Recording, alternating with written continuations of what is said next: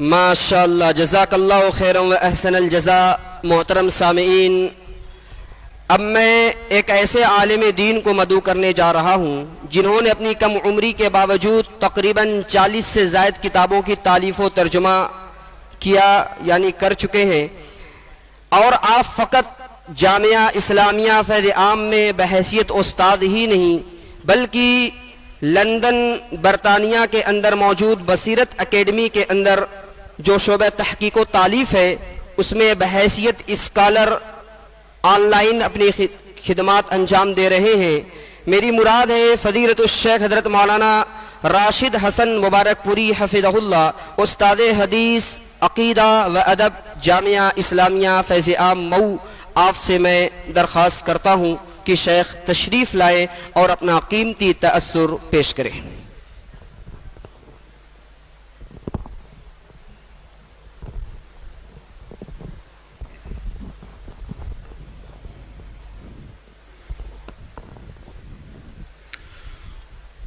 السلام علیکم ورحمۃ اللہ وبرکاتہ۔ الحمد للہ رب العالمین والصلاة والسلام على رسوله الأمين محمد وآلہ وصحبہ اجمعین ومن تبعهم بإحسان إلى يوم الدين أما بعد، قال الله تعالى في القرآن الكريم: ادع إلى سبيل ربك بالحكمة والموعظة الحسنة وجادلهم بالتي هي أحسن۔ صدر گرامی قدر بقیت السلف حضرت مولانا عبد الرحمن صاحب مبارک پوری حفظہ اللہ، جامعہ اسلامیہ انوار العلوم کے ناظم اعلیٰ حضرت مولانا مظہر الحق مدنی حفظہ اللہ، حضرت مولانا عبدالعزیز مکی حفظہ اللہ، اور اس مجلس اور اس بزم کے مرکز توجہ اور مرکز نگاہ حضرت مولانا محمد مقتدی عمری اعظمی حفظہ اللہ، اور دیگر سامعین اور علماء کرام اور حاضرین، تاب دیوار و درش تاز کنم عہد قدیم، گاہ از کوچ معشوق خود می گزرم۔ حضرات گرامی قدر، بہت ہی خوشی کی بات ہے کہ آج کی یہ بزم تذکرۃ المناظرین جلد سوم کے حوالے سے، جو حضرت مولانا محمد مقتدی عمری اعظمی حفظہ اللہ کی تالیف مستطاب ہے، اس کے حوالے سے یہ بزم سجائی گئی ہے۔ سب سے پہلے میں آپ کو مبارکباد دینا چاہتا ہوں کہ ایک طویل جد و جہد کے بعد آپ نے یہ عظیم الشان کتاب ہم سب کے سامنے پیش کی، دنیا کے سامنے پیش کی۔ اللہ سبحانہ و تعالی ہماری محنتوں میں اخلاص عطا فرمائے اور مزید جد و جہد کرنے کی توفیق عطا فرمائے۔ تاثراتی باتیں آتی رہتی ہیں اور آتی رہیں گی۔ کچھ باتیں میں مناظرے کے حوالے سے بھی آپ حضرات سے کہنا چاہتا ہوں۔ علمی مجلس ہے، مناظرہ دراصل یہ لفظ جب ہم بولتے ہیں تو ذہن کے اندر ایک عجیب سی کیفیت پیدا ہوتی ہے عام ذہنوں میں، لیکن جو پڑھا لکھا طبقہ ہے وہ جانتا ہے کہ مناظرہ جو لفظ ہے وہ عربی لفظ نظرہ سے ماخوذ ہے، اور نظرہ کا جو مادہ ہے اس کا معنی ہوتا ہے کسی حوالے سے غور و فکر کرنا، سوچنا، تدبر کرنا۔ اس کا مطلب یہ ہوا کہ اس لفظ کے ذریعے سے اس پورے اس اصطلاح کی کہ اس نیچر کا پتہ چلتا ہے، اور اس کے مفہوم کا اور اس کے اسٹرکچر کا پورے طور پہ پتہ چلتا ہے، اور واضح ہوتا ہے کہ اس کا مفہوم اور اس کا مقصد کیا ہے۔ ظاہر ہے کہ اس کا بنیادی مقصد کسی بھی حوالے سے غور و فکر کرنا، اور غور و فکر کرنے کے بعد مختلف حوالوں سے جد و جہد کے بعد دلائل پیش کرنا، اور اس کے ذریعے سے حق کا اثبات کرنا اور باطل کا ابطال کرنا، یہ بنیادی مقصد مناظرے کا ہوتا ہے۔ کل جب میں آ رہا تھا تو میں نے سوچا کہ میں تھوڑا سا یہ بھی دیکھوں اس حوالے سے کہ انگریز مؤلفین نے اس حوالے سے کیا لکھا ہے، تو واقعی بڑی خوشگوار مجھے بڑی خوشگوار حیرت ہوئی کہ انگریزوں نے اس حوالے سے بہت اچھے مواد اکٹھا کیے ہیں اور بہت اچھی باتیں کی ہیں۔ ظاہر ہے کہ انگریزی میں یہ لفظ ڈیبیٹ ڈیبیٹ کا متبادل کے طور پہ جانا جاتا ہے. میں ایک اقتباس خاص طور پہ پیش کر کے میں اپنی بات کو آگے بڑھاتا ہوں. ایک انگریزی مؤلف نے بہت اچھا جو ہے اس کی ڈیفینیشن کی ہے. اس نے لکھا ہے کہ art of debate trains the brain carefully, it sharpen intellect, discipline emotions and fosters mutual respect between different minds. یہ اقتباس میں نے بطور مثال کے پیش کیا. اس کا مطلب یہ ہوتا ہے کہ مناظرہ کا جو فن ہے بڑے احتیاط کے ساتھ, ذہن کی بہت خاموشی کے ساتھ اچھے انداز میں تربیت کرتا ہے, اور ساتھ ہی ساتھ عقل کو تیز کرتا ہے, اور جذبات کو قابو رکھنا سکھاتا ہے, اور ساتھ ہی ساتھ مختلف ذہنوں کے حامل افراد کے درمیان جو ہے وہ احترام باہم پیدا کرتا ہے. تو یہ میں نے مثال اس لیے پیش کی تاکہ مناظرے کے حوالے سے جو ایک کانسیپٹ بنا ہوا تھا وہ واضح طور پہ ہمارے سامنے آ جائے. جب ہم اسلامی حیثیت سے اس کو دیکھتے ہیں تو ہم دیکھتے ہیں کہ قرآن کریم نے یہ لفظ باقاعدہ استعمال تو نہیں کیا, لیکن محاجہ یا اقامت حجت یا اقامت برہان کے حوالے سے بہت ساری باتیں قرآن کریم نے کی ہیں. جب ہم مناظرے کا لفظ بولتے ہیں تو یہ آیت کریمہ ہمارے ذہن میں آتی ہے. اللہ سبحانہ و تعالیٰ نے فرمایا الم تر الی الذی حاج ابراہیم فی ربہ ان آتاہ اللہ الملک اذ قال ابراہیم ربی الذی یحیی ویمیت قال انا احیی وامیت قال ابراہیم فإن اللہ یأتی بالشمس من المشرق فأت بها من المغرب فبہت الذی کفر واللہ لا یہدی القوم الظالمین. حضرت ابراہیم علیہ السلام کا یہ مناظرہ, حضرت ابراہیم علیہ السلام فرعون وقت کے ساتھ یہ مناظرہ کر رہے ہیں, اور قرآن کریم نے یہ بات واضح کی کہ اس مناظرے کا انجام کیا ہوا, فبہت الذی کفر, کافر ہکا بکا رہ گیا اور حیران رہ گیا حضرت ابراہیم علیہ السلام کے دلائل کے سامنے. تو مناظرے کا بنیادی مقصد یہ ہے کہ حقائق کو ثابت کرنا, لڑنا جھگڑنا نہیں مراد ہے, اس سے مباحثہ کرنا اور دلائل کے ذریعے سے اپنی بات کو ثابت کرنا, یہ بہت ہی بنیادی چیز ہے. خاص طور پہ ہم جب اور آگے بڑھتے ہیں اور مناظرے کے حوالے سے بات کرتے ہیں تو سب سے پہلا نام ہمارے ذہن میں آتا ہے امام السنہ امام احمد بن حنبل رحمہ اللہ کا. امام السنہ امام احمد بن حنبل رحمہ اللہ نے ایک عظیم تاریخ کا مناظرہ کیا, فتنہ خلق قرآن. یہ علماء کی مجلس سے جانتے ہیں کہ حضرت مولانا ابوالکلام آزاد رحمہ اللہ نے اس حوالے سے اتنا شاندار تذکرہ کے اندر, اپنی کتاب تذکرہ کے اندر بڑے زوردار انداز میں اس کا تذکرہ کیا ہے. اور دیگر مورخین نے لکھا ہے کہ فتنہ خلق قرآن کے حوالے سے امام احمد بن حنبل رحمہ اللہ بالآخر دھیرے دھیرے ان کو جب سزائیں دی جانے لگی, فتنہ خلق قرآن میں یہ تھا, حضرت امام احمد بن حنبل کا کہنا یہ تھا کہ قرآن کریم اللہ کی مخلوق نہیں بلکہ اللہ کا کلام ہے. یہ اس بات کو لے کر کے اس وقت کی پوری حکومت اور سارے افراد اور پورا معاشرہ امام احمد بن حنبل رحمہ اللہ کے خلاف ہو گیا, لیکن امام احمد بن حنبل رحمہ اللہ اکیلے کھڑے رہے. اور تاریخ میں علماء نے, خاص طور پہ سیرت نگاروں نے یہ بات لکھی ہے کہ امام احمد بن حنبل نے تنہا اس عہد میں اس پورے مناظرے کا مقابلہ کیا, اور اللہ سبحانہ و تعالیٰ نے آپ کے ہاتھوں شکست فاش دی. اور آج ہم یہ کہہ سکتے ہیں کہ اس فتنے کا جڑ سے خاتمہ ہو گیا.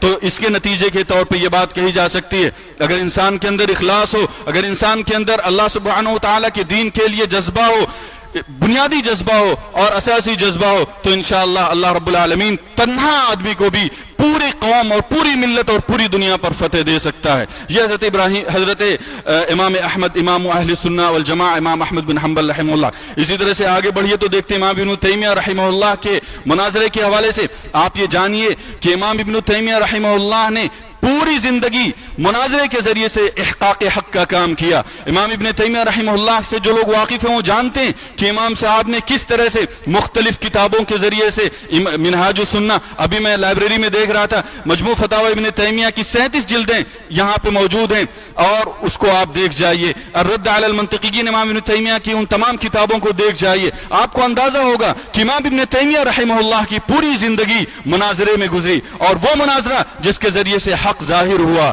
اور باطل کو شکست فاش ہوئی. آج بھی ان کی کتابیں دنیا بھر میں پڑھی جا رہی ہیں, اور آج بھی باطل فرقے اپنے آپ کو کمزور محسوس کرتے ہیں ان کے دلائل کے سامنے, اور آج بھی باطل شکست فاش پاتا ہے ان کے اقوال اور ان کے جو ہے وہ کتابوں کے سامنے.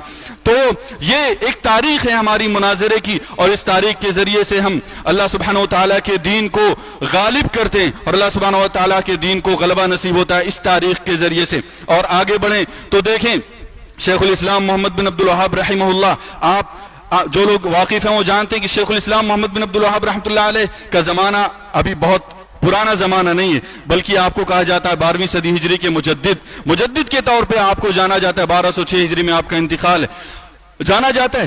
آپ کے ذریعے سے آپ نے جو تحریری مناظرے کیے خاص طور پہ، اور تحریری اور جا کر کے مناظرے کیے، اور عملی طور پہ باطل کو شکست فاش بھی دی، یہ تاریخ کا ایک روشن باب ہے۔ اور اس باب کو جن لوگوں نے دیکھا ہے وہ جانتے کس طرح سے اللہ سبحانہ و تعالیٰ نے آپ کو اخلاص کی قوت عطا فرمائی تھی، اور آپ کے ذریعے سے کس طرح سے دین کو غالب کیا، شریعت اسلام کو غالب کیا۔ اور سعودی عرب کے اندر آج بھی جو توحید اور سنت کی بازگشت سنائی دیتی ہے، کہیں بھی شرک اور بدعت کا کوئی دورہ نہیں، شرک و بدعت کی کہیں کوئی بات نہیں، صرف اور صرف سنت کی بات ہے، توحید کی بات ہے، اللہ کی وحدانیت کا اقرار ہے۔ یہ کہاں سے آیا؟ یہ شیخ الاسلام امام محمد بن عبد الوہاب رحمۃ اللہ علیہ، ان کی محنت تھی، ان کی جانفشانی تھی، ان کی کوششیں تھیں۔ ان کوششوں کے نتیجے میں سبحان اللہ آج توحید کا غلبہ ہے، آج اس کے اثرات پوری دنیا کے اندر محسوس کیے جا رہے ہیں۔ بلکہ میں آپ سے عرض کروں تو یہ مبالغہ نہ ہوگا کہ دنیا کے اندر جتنے بھی مدارس اس وقت پائے جا رہے ہیں اور جتنے بھی دین کے کام ہو رہے ہیں، اس میں سعودی عرب کا بہت بڑا دخل ہے۔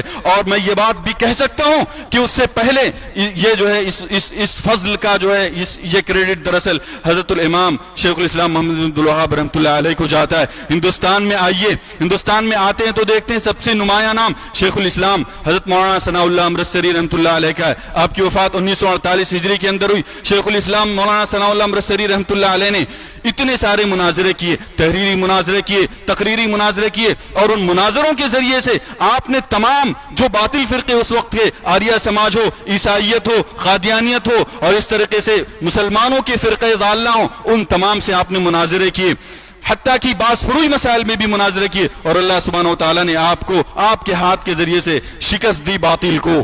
آپ ایک مناظرہ ہو رہا تھا عیسائیوں کے ساتھ، ایک عیسائی پادری آیا اور اس نے کہا کہ تم سے میں مناظرہ نہیں کر سکتا۔ کیوں نہیں مناظرہ کر سکتے بھائی؟ تم سے اس لیے مناظرہ نہیں کر سکتا کہ تم مسلمان نہیں ہو۔ کیوں مسلمان نہیں ہو؟ تمہارے عوام اور تمہارے لوگ تم کو کافر کہتے ہیں۔ حضرت مولانا ثناء اللہ امرتسری رحمۃ اللہ علیہ نے برجستہ کہا کہ لا الہ الا اللہ محمد رسول اللہ، میں کلمہ شہادت پڑھ کر کے اسلام میں داخل ہوتا ہوں، آؤ تم مجھ سے مناظرہ کرو۔ وہ کافر، وہ جو ہے وہ عیسائی پادری وہاں سے بھاگ کھڑا ہوا۔ آپ یہ دیکھیے کہ کتنا برجستہ گو آدمی تھا، یہ کتنے برجستہ گو شخصیت تھے۔ اللہ سبحانہ و تعالیٰ نے آپ کو مختلف طرح کی خوبیاں عطا کی تھیں، اور بہت سارے دلائل آپ کے ذریعے سے واضح ہوئے، اور سنت اور توحید کے راستے روشن ہوئے۔ مولانا سید سلیمان ندوی رحمۃ اللہ علیہ نے لکھا ہے کہ مولانا ثناء اللہ امرتسری کے عہد کے اندر صبح کو کوئی فتنہ اٹھتا، شام کو مولانا امرتسری پہنچ جاتے اس کا مقابلہ کرنے کے لیے، شام کو کوئی فتنہ اٹھتا، صبح کو حضرت مولانا امرتسری پہنچ جاتے اس سے مقابلہ کرنے کے لیے۔ اور مقابلہ کرنے والے جانتے ہیں، ایک بار تو ایسا موقع آیا کہ دارالعلوم دیوبند اور تمام امت اسلام کے لوگ اکٹھا ہو گئے پادری اور عیسائی سے مقابلہ کرنے کے لیے۔ انہوں نے مناظرے اول کے نام کا بالاتفاق حضرت مولانا ثناء اللہ امرتسری کا نام پیش کیا، جس سے اندازہ ہوتا ہے کہ کس طرح سے حضرت مولانا ثناء اللہ امرتسری اور ہماری جماعت اہل حدیث نے کس طرح سے توحید و سنت کو زندہ کیا ہندوستان کے اندر۔ یہ بات بہت وضاحت اور یقین کے ساتھ کہی جا سکتی ہے کہ آج جو کچھ توحید اور سنت کے نام سے ہم دیکھ رہے ہیں کہ بہت سارے لوگ آج توحید کی بات کر رہے ہیں، شرک سے دوری اختیار کیے ہوئے ہیں، اور ہندوستان کے اندر جو توحید و سنت کا غلغلہ ہے، ہمہمہ ہے اور تنتنا ہے، وہ کہاں سے آیا؟ وہ ان جماعت اہل حدیث علماء کے جیالوں نے، جماعت اہل حدیث کے علماء نے کوششیں کی۔ اس میں دوسری جماعتوں کا کوئی انکار نہیں، لیکن جماعت اہل حدیث کے علماء کی برکتوں سے تمام ہندوستان کے اندر سنت کی شمع روشن ہوئی، توحید کی شمع روشن ہوئی، اور سنت کا غلغلہ مچا ہندوستان بھر کے اندر۔ اور اس کا اعتراف صرف ہم نہیں کرتے بلکہ دنیا بھر اس کا اعتراف کر رہی ہے۔ میں علامہ رشید رضا مصری کا وہ حوالہ دینا چاہوں گا، انہوں نے اس وقت ہندوستان جس وقت تشریف لائے تو انہوں نے کہا تھا لولا عنایت علماء الہند بالسنت المشرفہ لقضی علیہا بالزوال من امصار الشرق۔ اگر ہندوستان کے علماء اہل حدیث کو مخاطب کر کے کہا تھا کہ ہندوستان کے علماء اہل حدیث کی خدمات اگر نہ ہوتی تو ہندوستان سے سنت کا جنازہ اٹھ چکا ہوتا۔ اس وقت جب دنیا کے اندر کتابیں نہیں چھپ رہی تھی، اس وقت جب دنیا کے اندر سنت کے بارے میں بات نہیں ہو رہی تھی، ہندوستان کے اندر علماء اہل حدیث نے توحید کا غلغلہ بلند کیا، ہندوستان کے اندر علماء اہل حدیث نے توحید کو عام کیا، اور گھر گھر سے توحید کی صدا آنے لگی۔ آج بھی کتاب و سنت کی جب بات کی جاتی ہے، آج بھی جب کوئی فتنہ اٹھتا ہے تو ہمارے علماء کرام آتے ہیں اور ان کے ذریعے سے جو ہے وہ اس فتنے کی سرکوبی ہوتی ہے اور اس فتنے کو جو ہے وہ ختم کیا جاتا ہے۔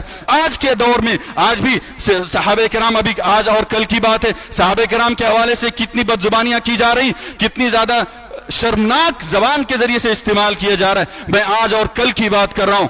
علماء اہل حدیث اور نوجوانان اہل حدیث اس فتنے کا مقابلہ کر رہے ہیں. مارکیٹ میں کوئی نظر نہیں آ رہا ہے اور فیس بک کی دنیا میں کوئی نظر نہیں آ رہا ہے, یہ نظر آ رہے ہیں اور ان کے ذریعے سے آج بھی فتنوں کی سرکوبی کا کام جاری ہو رہا ہے. تو آج ہندوستان اور بر صغیر کے اندر توحید و سنت کی جو شمع روشن ہے وہ انہی جیالوں کی بدولت روشن ہے. اور علماء اہل حدیث کے یہ کارنامے, اور ان کارناموں کو میں کہنا چاہوں گا بہت وضاحت کے ساتھ کہ ان کارناموں کو حضرت مولانا مقتدی عمری اعظمی حفظہ اللہ نے اکٹھا کیا ہے. اس کا یہ مطلب نہیں ہے کہ سارے کارنامے اکٹھا ہو گئے. کچھ لوگ یہ سمجھتے ہیں کہ اہل حدیث کی بس یہی تاریخ ہے. اہل حدیث کی تاریخ کی ایک جھلک ہے میرے عزیزوں, اور یہ وہ مصادر ہیں جہاں تک حضرت مولانا پہنچ سکے. اور میں یہ سمجھتا ہوں کہ 2 جلدوں کے بعد یہ اندازہ تھا کہ یہ بات ختم ہو گئی, مگر تیسری جلد بھی اتنی ضخامت کے ساتھ مولانا نے پیش کی, اور میں سمجھتا ہوں کہ انشاءاللہ چوتھی اور 5ویں جلد بھی پیش کی جائیں گی, اور اسی طریقے سے محنت جاری رہی. تو بات کے اندر اور ایک بات میں اور یہ عرض کرنا چاہتا ہوں کہ مولانا نے جو کام کیا ہے اس کام سے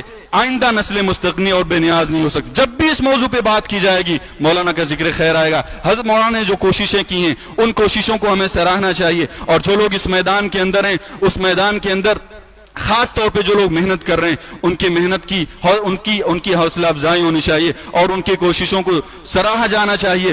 میں حضرت مولانا کو خاص طور پہ اس موقع سے مبارکباد دینا چاہوں گا کہ آپ کے ذریعے سے ایک بڑا کام ہوا, اور اللہ سبحانہ و تعالیٰ نے آپ سے ایک بڑا کام لیا. اور یہ مناظروں کی تاریخ دراصل ہمیں یہ بتاتی ہے کہ ہمارے علماء نے کتنی کوششیں کی, ہمارے علماء نے کتنی جانفشانیاں کی ہمارے علماء نے.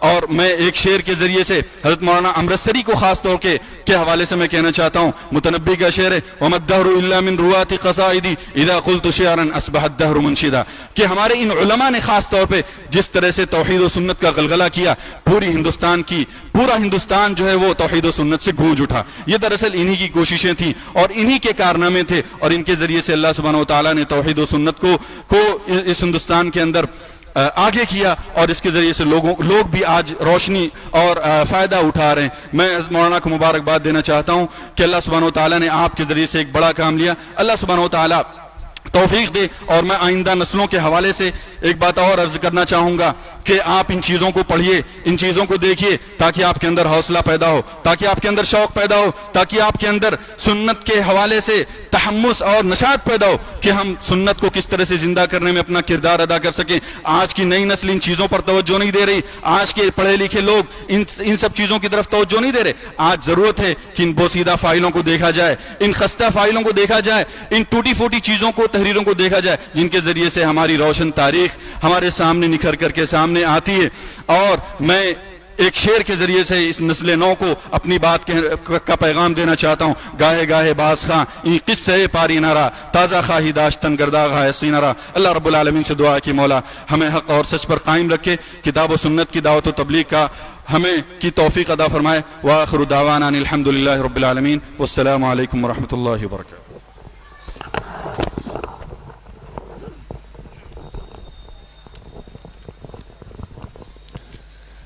ماشاءاللہ ماشاءاللہ, جزاک اللہ خیرا و احسن الجزاء. ابھی ہم شیخ محترم سے بڑی ہی قیمتی بات سماعت کر رہے تھے. اب میں بلا کسی تاخیر